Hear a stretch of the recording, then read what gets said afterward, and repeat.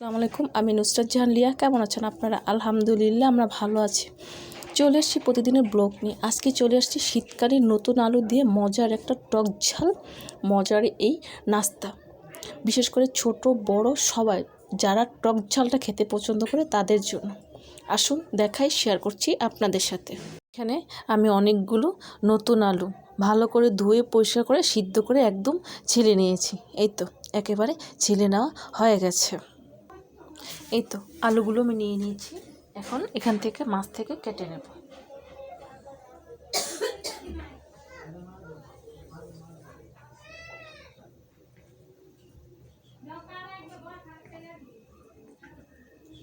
একটা আলুকে আমি 4 পিস করে নেব।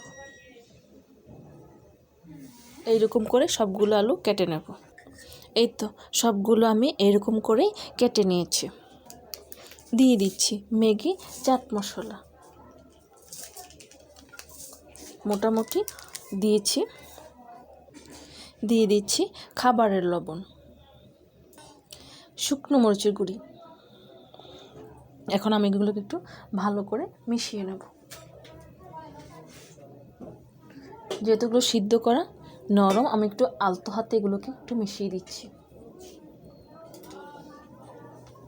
সবগুলোর সাথে কিন্তু ভালোভাবে মেশাতে হবে, তাহলে কিন্তু খেতে ভালো লাগবে।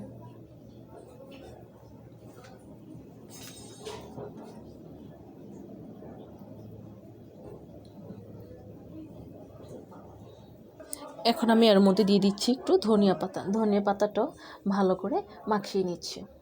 মাখিয়ে নিলে একটু ভালো লাগে খেতে। এই তো মাখানোটা একেবারেই হয়ে গেছে। নিয়ে নিয়েছি একটা বাটি, তার মাঝখানে দিয়ে দিচ্ছি আরও একটি বাটি। এখন আমি এর মধ্যে দিয়ে দিচ্ছি তেঁতুল। তেঁতুলটা আমি গুলিয়ে পানি করে নিয়েছি, মানে পাল বানিয়ে নিয়েছি। এখন আমি এর মধ্যে দিয়ে দিচ্ছি লবণ, অল্প করে চাট মশলা, দিয়ে দিয়েছি একটা শুকনো মরিচ। শুকনো মরিচটা আমি ভালো মতো পুড়িয়ে নিয়েছি। এখন আমি এর মধ্যে দিয়ে দিচ্ছি অল্প একটু ধনিয়া পাতা। খুব সুন্দর একটা সস বানিয়ে নিয়েছি। চাইলে এখানে টমেটো দিতে পারেন। একেবারে সসটা রেডি। এখন আমি এর মধ্যে দিয়ে দিচ্ছি আলু।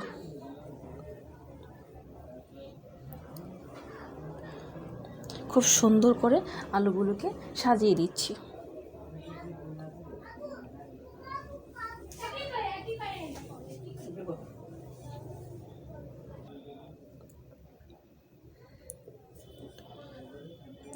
সবগুলো আলু আমি এইরকম করে দিয়ে দিয়েছি।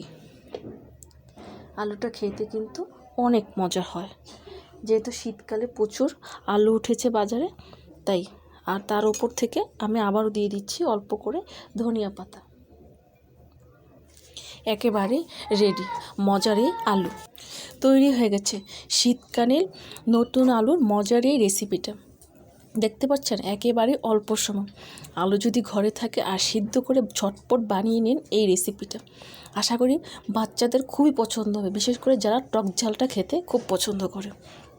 ভালো লাগলে আমাকে কমেন্টস করে জানাবেন, সাবস্ক্রাইব করে দেবেন, আমার পাশে থাকবেন আর আমাকে অনেক অনেক সাপোর্ট করবেন।